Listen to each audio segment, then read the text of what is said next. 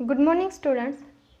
In previous video we learned about the needs of environmental conservation and that also the responsibility of a human for their environmental conservation. जे काही needs आहेत किंवा जे काही conservation करण्यासाठी आपण ह्युमनची responsibility बघितली. याच्यामध्ये अगोदरच्या लेक्चरमध्ये आपण ज्यावेळेस बघितलं त्यावेळेस आपल्याला फक्त एवढंच जाणवलं की जे काही एन्व्हायरमेंटचं डिस्ट्रॉयड किंवा डिक्लाइन होत चाललं आहे त्याच्या मागे मेन जो कोणी आहे तो ह्युमन आहे. पण आपण जो काही अगोदरचा व्हिडिओ होता प्रिव्हियस व्हिडिओ त्याच्यामध्ये आपण हे पाहिलं की ह्युमनसुद्धा त्याच्याबद्दल आपलं जे कर्तव्य आहे तो पार पाडतो आहे. पण याच्यासाठी मेन काय गोष्टी होत्या तर एक म्हणजे जे काही एज्युकेशन आहे किंवा एन्व्हायरमेंटल प्रोग्राम्स आहेत त्यांच्या थ्रू काय केलं जातं आहे. जो काही ह्युमन आहे त्या जे काही एन्व्हायरमेंटबद्दल त्याचं थिंकिंग आहे ते सर्व आपण चेंज करतो through the education or environmental programs. Generally जे काही पॉझिटिव्ह ॲटिट्यूड आहे त्याच्यानंतर अफेक्शन टुवर्ड्स दी एन्व्हायरमेंट आणि knowledge about the environmental conservation ह्या सगळ्या ज्या गोष्टी आहेत त्या कशामुळे पॉसिबल होत आहेत तर आपण किंवा ह्युमन्स त्या प्रत्येक व्यक्तीची जी काही थिंकिंग आहे त्याला आपण काय करतो आहे डायव्हर्ट करतो आहे थ्रू दी एज्युकेशन. आणि इंडियामध्येच नाही तर नॅशनल लेवललासुद्धा किंवा इंटरनॅशनल लेवललासुद्धा काय केलं जातं एक नवीन एन्व्हायरमेंटल प्रोग्राम्स ठेवले जातात ज्याच्यामध्ये एन्व्हायरमेंट आणि ह्युमन याच्याबद्दल डिस्कशन ठेवलं जातं. म्हणजेच काय तर हा सब्जेक्ट घेऊन आपण किती प्रमाणात ह्युमनचा काय रोल आहे एन्व्हायरमेंटवरती काय इफेक्ट पडतो आहे ह्युमन त्याच्यासाठी कसा रिस्पॉन्सिबल आहे हे डिस्कस केलं जातं. आणि त्याचबरोबर ह्युमन याच्यासाठी आपली कोणती रेस्पॉन्सिबिलिटी दाखवू शकतो हे सुद्धा सांगितलं जातं. कारण ह्युमनच का करायला पाहिजे एन्व्हायरमेंटचा यूज फक्त ह्युमनच करतो का अदर ऑर्गॅनिझमसुद्धा आहेत बरोबर आहे. जे काही अदर ऑर्गॅनिझम्स आहेत जे डोमेस्टिकेटेड असतील वाईल्ड लाईफमध्ये राहणारे असतील सगळेच ऑर्गॅनिझम एन्व्हायरमेंटचा यूज करतात. मग ह्युमनच का फक्त त्याची रेस्पॉन्सिबिलिटी घेतली पाहिजे कारण की human having the different characters from the other organisms like intelligence memory thinking power या ज्या कॅरेक्टर्स आहेत या कॅरेक्टर्स थ्रू तो काय करतो आहे नेचरवरती डॉमिनेट करतो आहे नेचरला डॉमिनेट करतो आहे. आणि त्याच्या डॉमिनेशनमुळे त्याच्या थिंकिंग पॉवरमुळे आणि त्याच्या ॲक्टिव्हिटीजमुळे काय होतं आहे तर एन्व्हायरमेंटचा ऱ्हास होत जातो आहे. कारण एन्व्हायरमेंट हा डिस्ट्रॉय होत चालला आहे किंवा इकोसिस्टीम ही डिस्टर्ब होती आहे आणि एन्व्हायरमेंटचा बॅलन्स हे आपण इक्वल ठेवू शकत नाही आहोत. याच्यामागे मेन जो आहे तो ह्युमन आहे. कारण की अदर ऑर्गॅनिझम जर बघितले तर ते काय करतात तर आपल्याला पाहिजे तेवढ्याच गोष्टी ते घेतात. आपण काय करतो प्रत्येक गोष्टीचा आपल्याकडे साठा असतो. दुसऱ्या ऑर्गॅनिझमचं तसं आहे का नाही. ते आपल्याला ह्या काळापर्यंत तेवढ्या गोष्टी लागतात तर तेवढ्याच त्या घेऊन ते समाधानी राहतात. पण आपल्याला कसं आहे ह्युमन्सला त्याचा जास्त पुरवठा करण्याची सवय लागलेली आहे. त्याच्यामुळे जो काही एन्व्हायरमेंट आहे किंवा नेचर आहे त्याचं काय होतं आहे बॅलन्स हे मेंटेन करणं पॉसिबल होत नाही. हे अगोदरच्या व्हिडिओमध्ये आपण पाहिलेलं आहे. तर आता आज आपण काय पाहणार आहोत तर बिग स्टोरी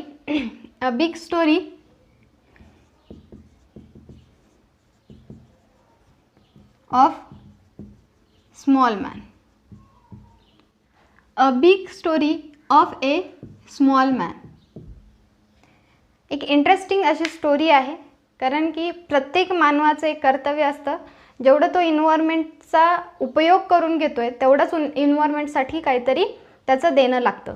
पण असे काही व्यक्ती आहेत ज्याच्याबद्दल आपल्याला गर्व वाटतो किंवा अशा लोकांनी एन्व्हायरमेंट हे कन्झर्व करण्यासाठी मोलाचे योगदान केलेले. त्यातील अशीच एक स्टोरी आहे की big story of a small man. तर who is the small man. Small man is a Jadav Molai. Jadav मलाई हा असा व्यक्ती आहे जो की आसाममध्ये राहतो. कुठला आहे आसाममध्ये राहतो. याचा जन्म कधी झाला 1963. जाधव मलाई हा आसाममधला व्यक्ती आहे ज्याचा जन्म 1963ला झालेला आहे आणि तो एक फॉरेस्ट वर्कर म्हणून काम करतो. कधीपासून? एज ऑफ 16 इयर्स, 16 वर्षापासून तो काय करतोय? फॉरेस्ट वर्कर म्हणून काम करतोय. आता हा जो जाधव मलाई आहे हा आसाममधला व्यक्ती ज्याचा जन्म 1963मध्ये झालेला आहे आणि तो वयाच्या 16व्या वर्षापासून फॉरेस्ट वर्कर म्हणून काम करतो. हा ज्यावेळेस फॉरेस्ट वर्कर म्हणून काम करत होता तिथे अचानक एक घटना घडली. त्या घटनेमध्ये त्याला जाणीव झाली की एन्व्हायरमेंट हा आपल्यासाठी किती महत्त्वाचा आहे किंवा आपल्या किती चुका होतात आणि ज्या आपण चुका म्हणून करत नाही पण आपले असे काही कृत्य आहेत की ज्याच्यामुळे एन्व्हायरमेंटवरती त्याचा इफेक्ट पडतो. फॉर एक्झाम्पल असं काय घडलं होतं तर तिथे एक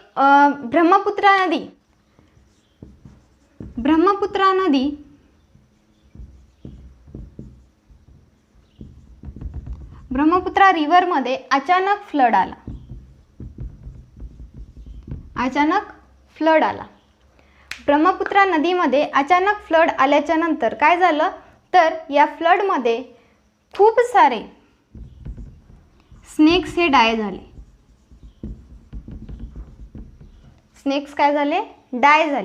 त्याचबरोबर विलेज सुद्धा वाहून गेला.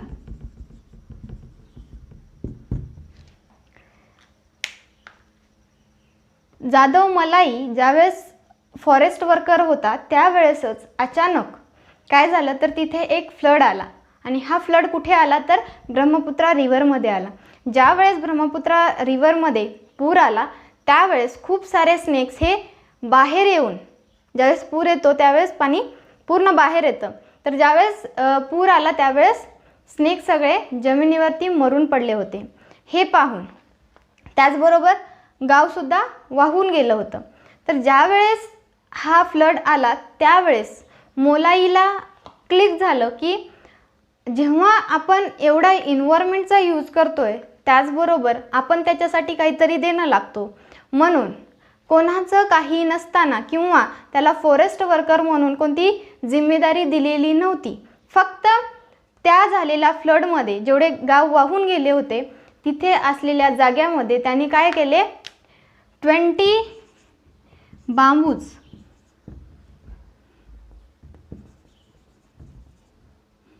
प्लांटेशन केलं.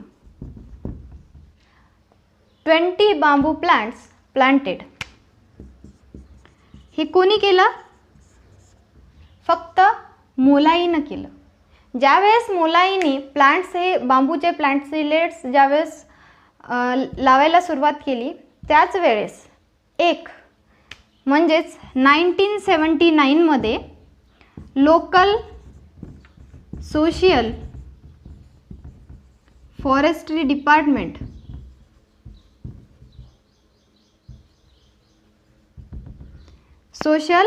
लोकल सोशल फॉरेस्ट्री डिपार्टमेंट या डिपार्टमेंटने एक नवीन प्रोजेक्ट लॉन्च केला होता. म्हणजे सोशल अफॉरेस्टेशन.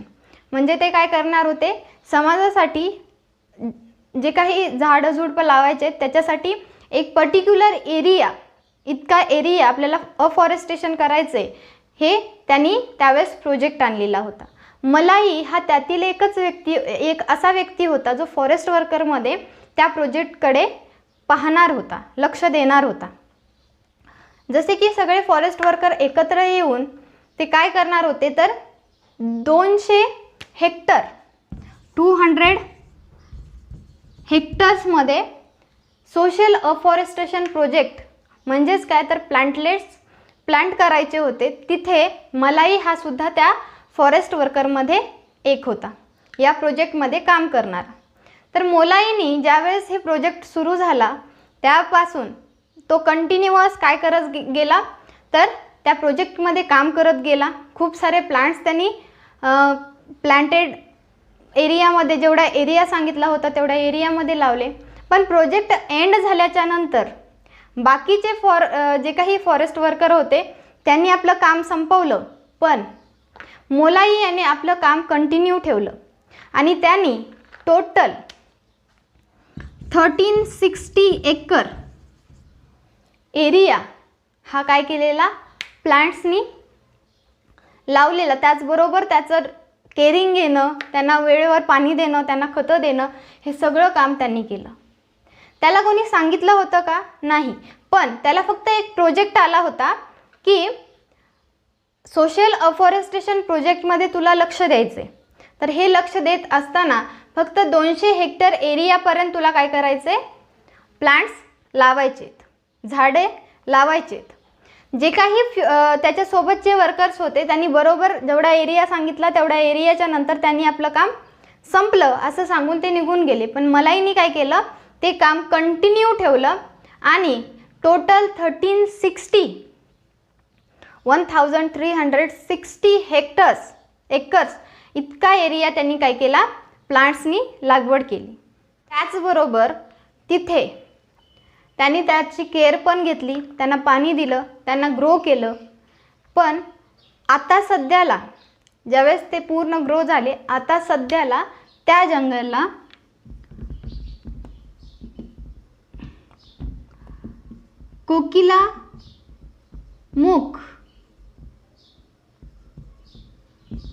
कोकिलामुख म्हणून ओळखलं जातं. आणि ते कुठे आहे तर जोरहाट डिस्ट्रिक्ट, आसाममधील जोरहाट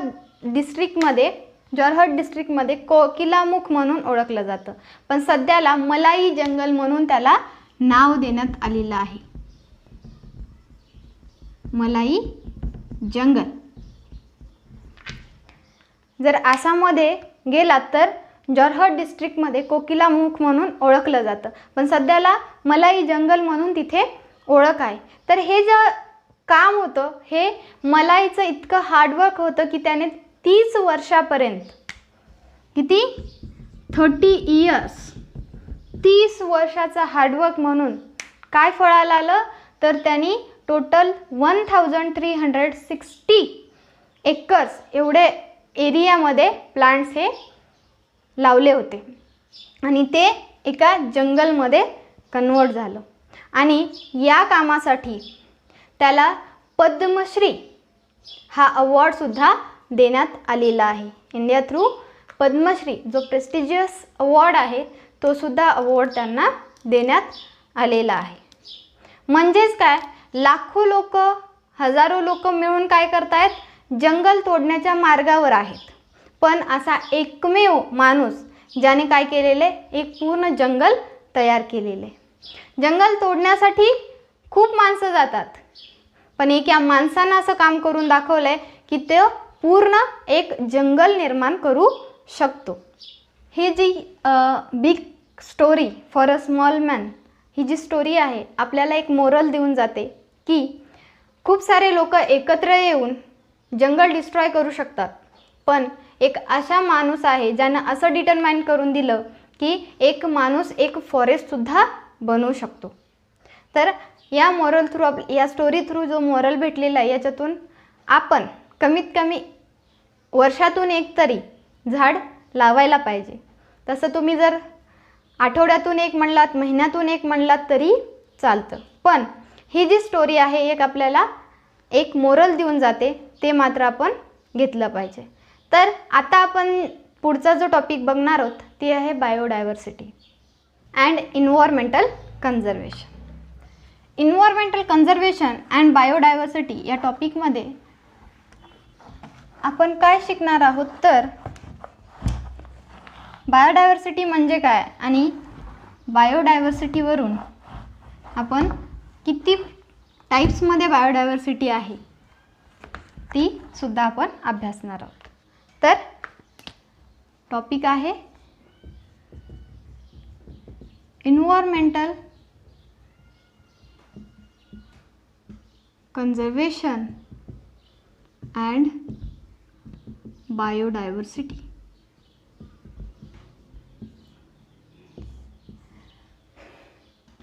इन्व्हायरमेंटल कन्झर्वेशन या टॉपिकबद्दल आपण खूप काही शिकलेलं आहे, तरीही एक स्मॉल थिंग की आपल्याला इन्व्हायरमेंटचं कन्झर्वेशन जे आहे ते करत असताना काही गोष्टी डोक्यात येऊन जातात. फॉर एक्झाम्पल, आपण आपल्या आजूबाजूला जर बघितलं तर आपल्याला वेगवेगळे प्लांट्स, बरोबर आहे, सेम नसतात पण काही डिफरंट प्लांट्स दिसतात. त्याचबरोबर वेगवेगळे ॲनिमल्स दिसतात. हे आपण सध्या पाहू शकतोय. पण असे काही ॲनिमल्स आहेत जे तुमच्या पॅरेंट्सनी, तुमच्या ग्रँडपॅरेंट्सनी पाहिलेले आहेत, पण ते तुम्ही पाहिलेले नाही आहेत. हे कशामुळं? किंवा तुम्हाला फॉर एक्झाम्पल जे काही स्पेसिफिक प्लांट्स जर विचारले, मेडिसिनल प्लांट्स, तुमचे आजी आजोबा जे आहेत खूप सारे मेडिसिनल प्लांट्सचे नाव घेतात, त्यावेळेस तुम्ही आश्चर्यचकित होऊन विचारता की हे प्लांट्स कुठे असतं, कसं दिसतं, याचा काय उपयोग आहे, बरोबर आहे. पण असे खूप सारे जे प्लांट्स आहेत, मेडिसिनल म्हणून फक्त एक्झाम्पल सांगितलं, पण असे खूप सारे प्लांट्स आहेत किंवा ॲनिमल्स आहेत जे तुम्ही आतापर्यंत पाहिलेले नाही आहेत. ते तुमच्या पॅरेंट्सनी, ग्रँडपॅरेंट्सनी पाहिलेले आहेत. पण तुमच्या जनरेशनला हे प्लांट्स पाहता का येत नाही आहेत? याचं रिझन काय असू शकतं? तर याचं रिझन हेच आहे की ह्यूमन रिस्पॉन्सिबल आहे या गोष्टींसाठी. कारण त्या प्रत्येक प्लांटसाठी किंवा त्या ॲनिमल्ससाठी जो हॅबिटॅट पाहिजे, जी त्यांची वस्ती आहे, त्यांच्यासाठी लागणारं जे काही फेवरेबल एन्व्हायरमेंट आहे, ते आपण काय केलेलं आहे? डिस्ट्रॉय केलेलं आहे. ह्युमननी त्याला डिस्ट्रॉय केलेलं आहे. म्हणून ते कालावश काय होत गेले? नष्ट होत गेले. आणि आता ही परिस्थिती आली की आपण त्या प्लांट्सना पाहू शकत नाही आहोत किंवा ते प्लांट्स आपल्या पाहण्यामध्ये आता येणार नाही आहेत. असे काही प्लांट्स आहेत जे की आहेत पण खूप कमी प्रमाणात आहेत. जर स्पेसिफिक प्लांट पाहिजे तर आपल्याला स्पेसिफिक एरियामध्ये जावं लागतं. का? कारण की फक्त तिथेच फेवरेबल एन्व्हायरमेंट राहिलेलं आहे त्या प्लांटसाठी किंवा त्या ॲनिमल्ससाठी. म्हणून जे काही आपण प्लांट्स पाहिलेले आहेत सध्याला, ते प्लांट्स सध्या आहेत, पण काही असे प्लांट्स जे आतापर्यंत आपल्याला पाहण्यासाठी भेटणारच नाही आहेत. याच्या मागे जे काही रिझन आहे ते आहे ह्युमन्स. जनरली जे काही एन्व्हायरमेंटल कन्झर्वेशन करतोय, त्या एन्व्हायरमेंटल कन्झर्वेशनसाठी आपण जे काही लॉज बघितले, रूल्स बघितले, ते सगळ्यांनी आता काय केलं पाहिजे? फॉलो केलं पाहिजे. कारण खूप जणाला याची जाणीव झालेली आहे, पण ते जाणीव होऊनसुद्धा त्यांना त्याची तेवढी गरज वाटत नाही आहे सध्याला.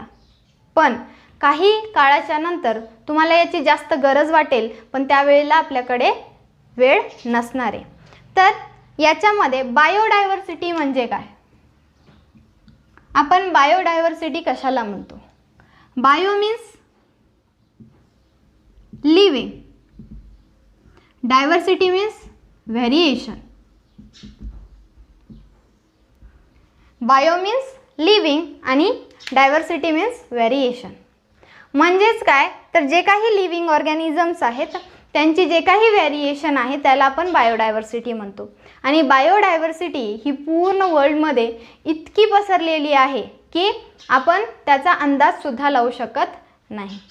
लाखो, मिलियन्स, बिलियन्सच्या याच्यामध्ये आपण काय पाहतोय? तर स्पेसीज पाहतोय. एकच व्हरायटी जी आपल्याला वेगवेगळ्या प्रकारामध्ये दिसते. फॉर एक्झाम्पल, जर आपण रोज जर घेतलं तर रोज हा फक्त पिंक कलरचाच असतो असं नाही आहे, बरोबर आहे. फक्त रोज एकच एक्झाम्पल घेते तर त्याच्यामध्ये तुम्हाला वेगवेगळ्या कलर्समध्ये व्हेरिएशन दिसेल. म्हणजेच काय? स्पेसीज जरी एक असली तरी त्याचे आपण वेगवेगळे कलर्स पाहतोय. जर एका प्लांट्सबद्दल आपण एवढे व्हेरिएशन पाहतोय तर प्रत्येक प्लांट्सचं जर व्हेरिएशन बघत गेलो तर आपल्याला त्या बिलियन्स आणि मिलियन्स स्पेसीजबद्दल माहिती घेणं खूप अवघड आहे. तरीही ही जी बायोडायव्हर्सिटी आहे ज्याच्यामध्ये लिव्हिंग ऑर्गॅनिझम्स हे काय आहेत? व्हेरिएशन दाखवलं जातं. तर याच्यामध्ये फक्त प्लांट्सच नाही तर ॲनिमल्स, इन्सेक्ट्स, जेवढे काही लिव्हिंग ऑर्गॅनिझम्स आहेत, मायक्रोब्स, त्या सगळ्यांची काय डायव्हर्सिटी आहे. तर बायोडायव्हर्सिटी हा खूप रिचेस्ट आणि ब्रॉड कन्सेप्ट आहे. याच्यामध्ये तुम्ही प्रत्येक स्पेसीजचा, लिव्हिंग ऑर्गॅनिझमच्या वेगवेगळ्या व्हरायटीज पाहू शकता. आणि ही जी बायोडायव्हर्सिटी आहे याच्यामध्ये जनरली जेवढे काही लिव्हिंग ऑर्गॅनिझम्स आहेत याच्यामध्ये आपण डिफरंट टाईप्समध्ये काय बघतो? बायोडायव्हर्सिटी बघतो. तर जनरली ज्या काही बायोडायव्हर्सिटी आहेत त्या बायोडायव्हर्सिटीमध्ये आपण काय शिकतोय? तर जे काही लिव्हिंग ऑर्गॅनिझम्स आहेत त्याचे व्हेरिएशन्स, डिफरन्शिएशन, किंवा वेगळेपणा ज्याला आपण म्हणतो. तर बायोडायव्हर्सिटीचे वेगवेगळे प्रकार आहेत. जनरली 3 टाईप्समध्ये आपण बायोडायव्हर्सिटी शिकतो.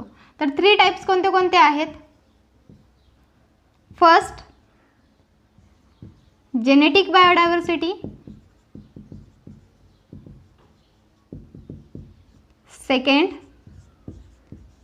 Species biodiversity. and third one, ecosystem biodiversity.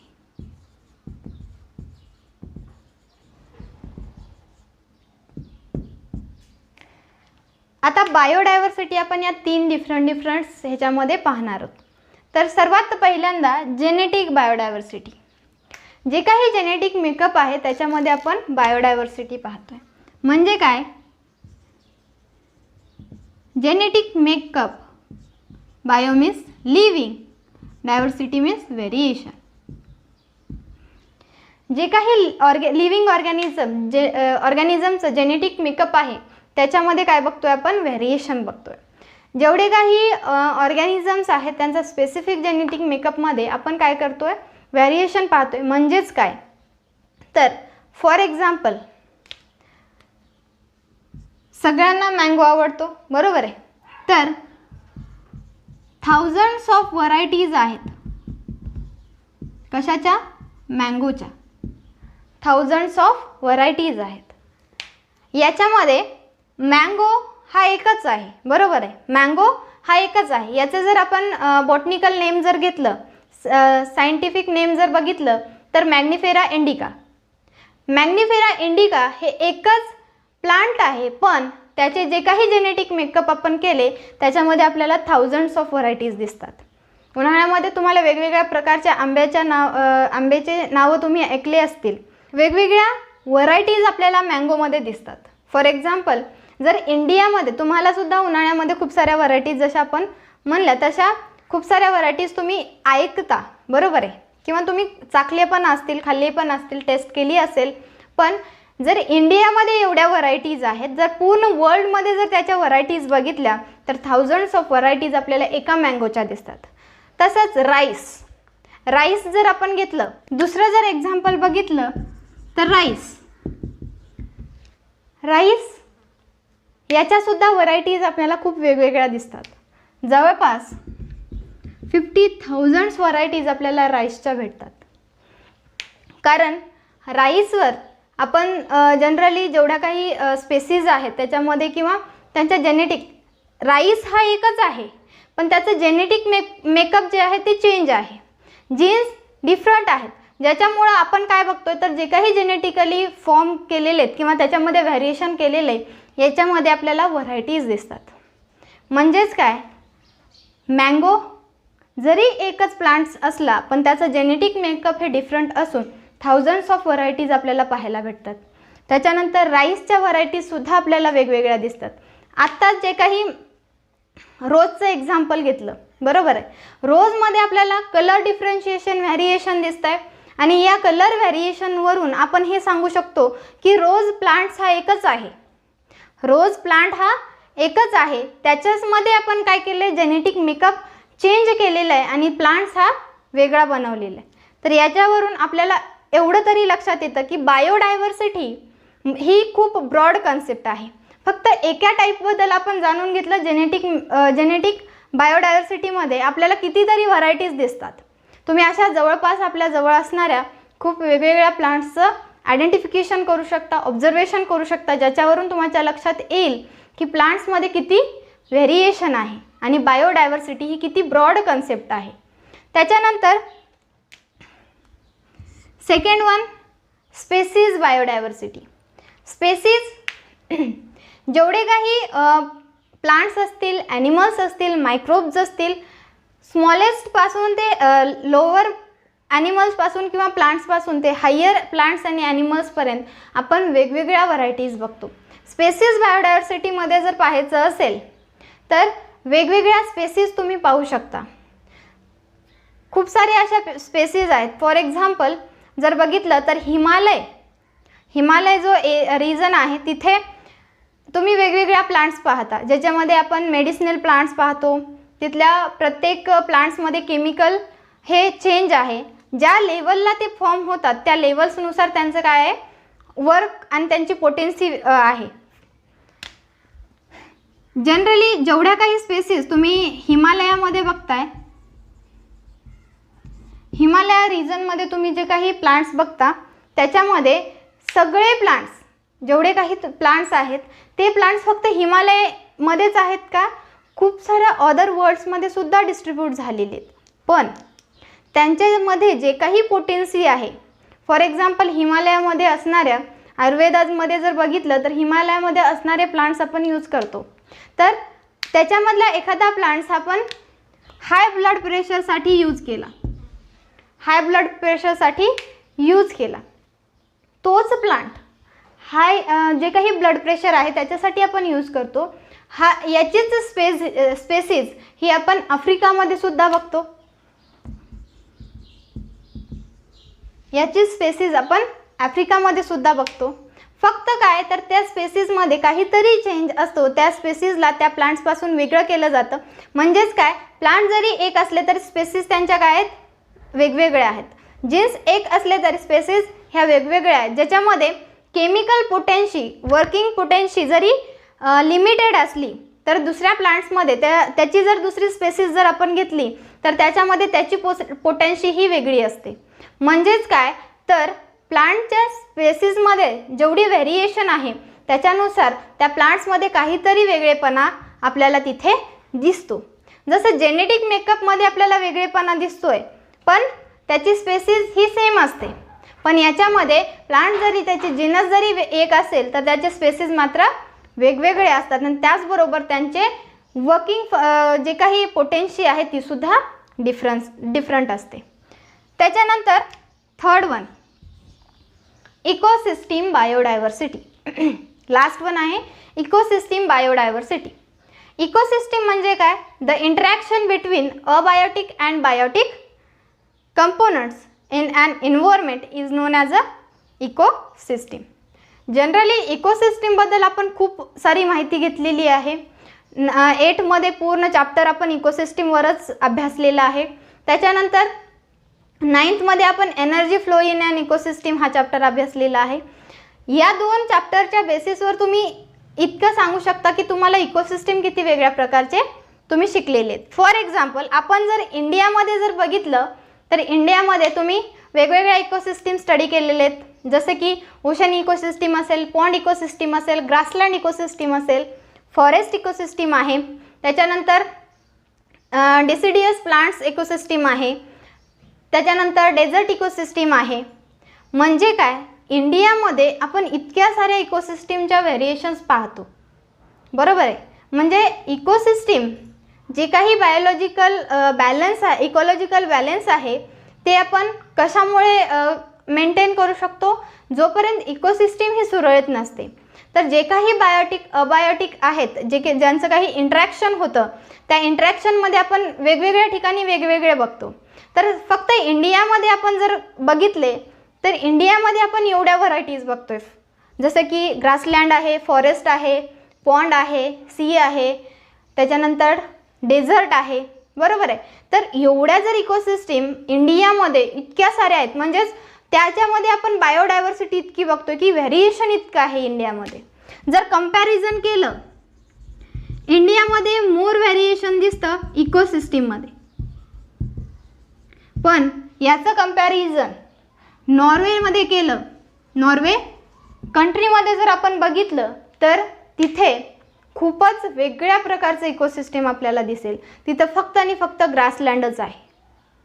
का, जेवढं इकोसिस्टीम आपण इकोसिस्टीमचं व्हॅरिएशन इंडियामध्ये पाहतोय त्याच जर वर्ल्डमध्ये आपण कंपॅरिझन केलं तर ते आपल्याला वेगवेगळं दिसेल. बरोबर आहे. जर महाराष्ट्रामध्ये जर कोकण साईडला बघितलं तर आपल्याला तिकडे ग्रासलँड पण जाणवेल, त्याच्याबरोबर फॉरेस्ट पण जाणवेल, फॉरेस्ट इकोसिस्टीम पण दिसेल. पण तुम्ही तेच राजस्थानमध्ये गेलात तर तुम्हाला तिथे डेझर्ट इकोसिस्टीम दिसेल. त्याचबरोबर पॉन्ड इकोसिस्टीम आपल्याला खूप ठिकाणी दिसते. म्हणजेच काय तर इंडियामध्ये किंवा ओन्ली महाराष्ट्रामध्ये आणि इंडियामध्ये कंपेअर केलं तर आपल्याला इतकं व्हॅरिएशन दिसतंय. तेच जर आपण पूर्ण कंट्रीसोबत किंवा वेगवेगळ्या कंट्रीसोबत किंवा वर्ल्डसोबत कंपेअर केलं तर त्याच्यामध्ये किती बायोडायव्हर्सिटी दिसते आहे. खूपच इंटरेस्टिंग असा टॉपिक आहे बायोडायव्हर्सिटी. जितके तुम्ही ऑब्झर्वेशन करत जाल, जितके तुम्ही प्रत्येक गोष्टीला ऑब्झर्व कराल, त्यावेळेस तुम्हाला त्याच्यामध्ये काहीतरी वेगळेपणा दिसतो. हा जो वेगळेपणा आहे त्यालाच आपण काय म्हणतो, बायोडायव्हर्सिटी म्हणतो. तुम्ही एक प्लांट्स धरला पकडून त्याचं जर ऑब्झर्वेशन केलं तर त्याच्यामध्ये वेगळ्या व्हरायटीज दिसतील. एक ऑर्गॅनिझम पकडलं किंवा कोणताही मायक्रोब्स किंवा ॲनिमल्स जर बघितलं तर त्याच्यामध्ये तुम्हाला खूप साऱ्या वेगळेपणा दिसेल. म्हणजेच काय, आपण जो डोमेस्टिक पेट, जो की डॉग आपण पेट म्हणून पाळतो घरी, त्याच्यामध्ये सुद्धा तुम्ही किती व्हरायटीज पाहता. म्हणायचं तात्पर्य एवढंच आहे की बायोडायव्हर्सिटी ही खूप ब्रॉड कन्सेप्ट आहे आणि याच्यामध्ये आपण जर एखाद्याच्या लिस्ट जर बनवत गेली तर बिलियनपर्यंत त्याची लिस्ट जाते. याच्यामध्ये आपण यांना 3 टाईप्समध्ये डिवाइड केलेले आहे बायोडायव्हर्सिटी. एक जेनेटिक बायोडायव्हर्सिटी, स्पेसिस बायोडायव्हर्सिटी आणि इकोसिस्टीम बायोडायव्हर्सिटी.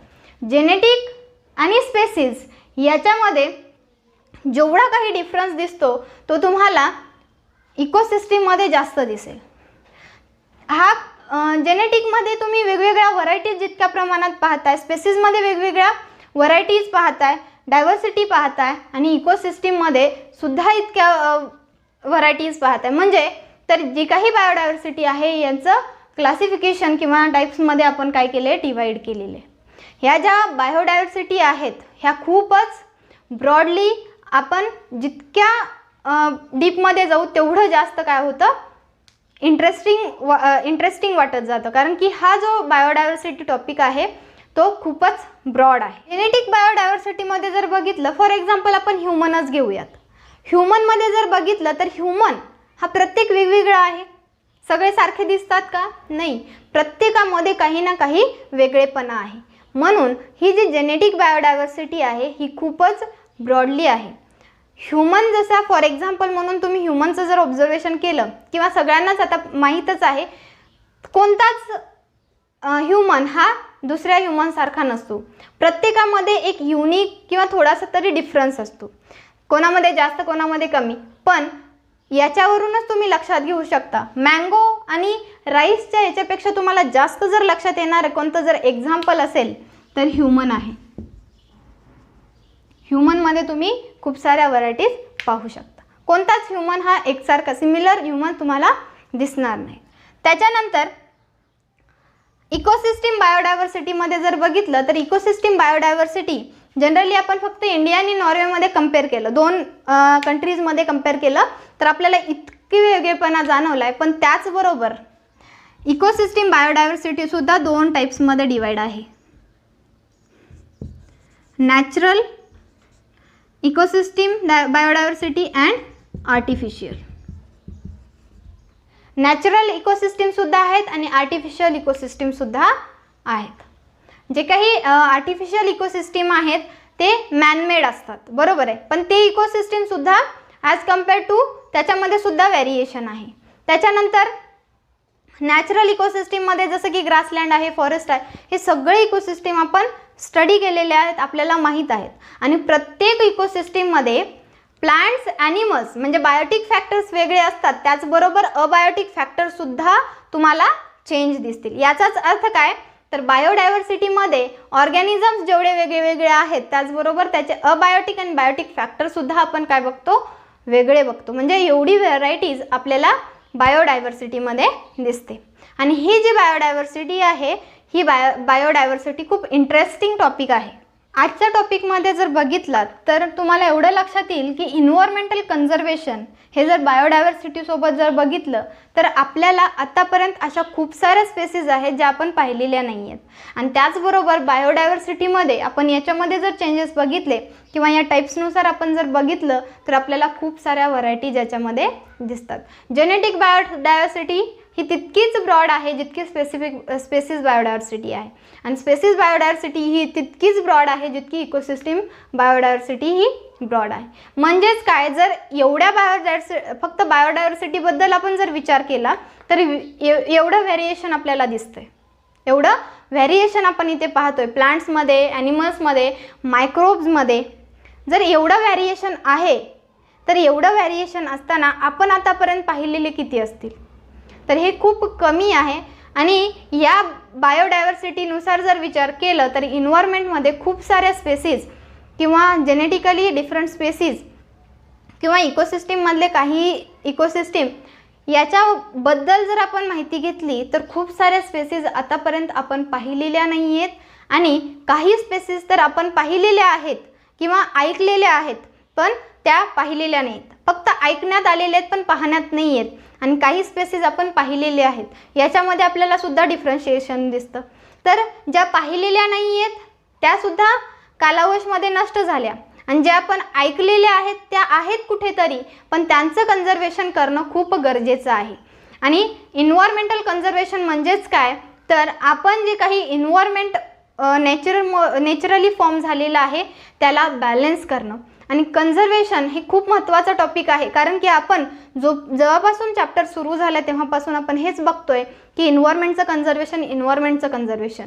तर इन्व्हायरमेंटचं कन्झर्वेशन का गरजेचं आहे हे तुम्हाला बायोडायव्हर्सिटीमधून लक्षात आलं असेल. जर मिलियन बिलियन्समध्ये व्हरायटीज आहेत हे जर लिस्टेड आहे, तर या जर मिलियन बिलियन्समध्ये असलेल्या व्हरायटीज, त्यांचा वेगळेपणा, त्यांचं व्हेरिएशन आपल्याला माहीत असणं गरजेचं आहे. पण ते पुस्तकात असून किंवा आपल्याकडे जे काही गुगल आहे त्याच्यावरती सर्च करून त्याची माहिती घेऊन याच्यामध्ये काही इतकी मजा नाही आहे जितकी की आपण रिअलमध्ये त्या प्लांट्सना पाहू किंवा त्या ॲनिमल्सला पाहू. याचा अर्थ हा नाही आहे की प्रत्येक ऑर्गॅनिझम हा आपण पाहिलाच पाहिजे किंवा माहीत असणं गरजेचं आहे. माहीत तर आपण कुठेही करून घेऊ शकतो, पण आहे या इन्व्हायरमेंटमध्ये, या नेचरमध्ये नॅचरली जेवढे काही स्पेसीज मिलियन बिलियन्समध्ये लिस्टेड असणारे स्पेसीज सध्या आहेत किंवा असणं हे खूप महत्त्वाचं आहे. तर बायोडायव्हर्सिटी जितकी डिफरंट आहे किंवा जेवढी ब्रॉड आहे, रिचेस्ट आहे, तेवढीच इन्व्हायरमेंटल कन्झर्वेशनमध्ये सुद्धा आतापर्यंत जे काही कालावधी झालेले आहेत त्यांना आपण रिटर्न तरी नाही आणू शकत. जे गेले ते गेले, पण जे जाण्याच्या मार्गावर आहेत, जे नष्ट होण्याच्या मार्गावर आहेत, असे काही ॲनिमल्स आहेत जे नष्ट होत आहेत, असे काही प्लांट्स आहेत जे नष्ट होत आहेत, त्यांची खूपच कमी संख्या आहे असं आपण ऐकतो. ते त्या ज्या कमी संख्यामधल्या आहेत त्यांना आपण जास्त कसं करू शकतो याच्याकडे लक्ष देणं गरजेचं आहे. आणि त्याचबरोबर इन्व्हायरमेंटच्या कन्झर्वेशनमध्ये बायोडायव्हर्सिटीचा विचार करून जर इन्व्हायरमेंटचं कन्झर्वेशन केलं तर आपल्याला इन्व्हायरमेंटच्या कन्झर्वेशनसाठी जेवढे काही आपण लॉज रूल्स आखलेले आहेत ते सुद्धा फॉलो करून आपण त्यांना पुढे त्यांचा प्रिझर्वेशन किंवा कन्झर्वेशन करू शकतो. आणि पुन्हा आपल्या पुढच्या ज्या जनरेशन्स आहेत, सध्या जेवढे आहेत त्यांना आपण पुढच्या जनरेशनपर्यंत दाखवू शकतो. जर आताच त्यांचं कन्झर्वेशन नाही केलं तर आपण ज्या आता ह्या जनरेशनमध्ये आपण पाहिलेल्या नाही आहेत आणि आता जे पाहत आहोत तेच पुढच्या जनरेशनला काय होईल तर त्यांना ते पाहता येणार नाहीत. म्हणून जे काही आता सध्याला स्पेसीज आणि ॲनिमल्स, प्लांट्स, मायक्रोब्स आहेत त्यांना कन्झर्व करण्याची गरज आहे. जर प्रत्येकजण कालावश होत गेला तर पुन्हा पूर्ण इन्व्हायरमेंट हा डिस्ट्रॉय होण्याच्या मार्गावर जाईल. जर जेनेटिक बायोडायव्हर्सिटी कोलॅप्स झाली, स्पेसीज बायोडायव्हर्सिटी कोलॅप्स होईल. आणि स्पेसीज बायोडायव्हर्सिटी जर कोलॅप्स झाली तर इकोसिस्टीम बायोडायव्हर्सिटीसुद्धा राहणार नाही. इकोसिस्टीम बायोडायव्हर्सिटी कशावर डिपेंड आहे तर बायोटिक आणि अबायोटिक फॅक्टर्सवर डिपेंड आहे. तर जे काही बायोडायव्हर्सिटीमध्ये असणारे प्लांट्स आहेत, ॲनिमल्स आहेत, मायक्रोब्स आहेत, त्यांचं कन्झर्वेशन करणं खूप गरजेचं आहे. आणि हाच आपल्यासाठी खूप महत्त्वाचा पार्ट आहे की बायोडायव्हर्सिटी आणि इन्व्हायरमेंटल कन्झर्वेशन. याच्यानंतर आपण पुढचे टॉपिक्स बघू. स्केअर्ड ग्रुप्स काय आहेत, त्याच्यानंतर जे काही इन्व्हायरमेंटल कन्झर्वेशन आहे याच्यासाठी जे काही पर्टिक्युलर सिम्बॉल्स आहेत त्याचा काय मिनिंग होतो, आणि त्याच्यानंतर जे काही रेअर स्पेसीज, एंडेंजर्ड स्पेसीज आहेत त्याच्याबद्दल सुद्धा आपण माहिती घेऊ. आणि त्याचबरोबर आपलासुद्धा माझा इन्व्हायरमेंटमध्ये काय रोल आहे याच्याबद्दल सुद्धा आपण जाणून घेऊया.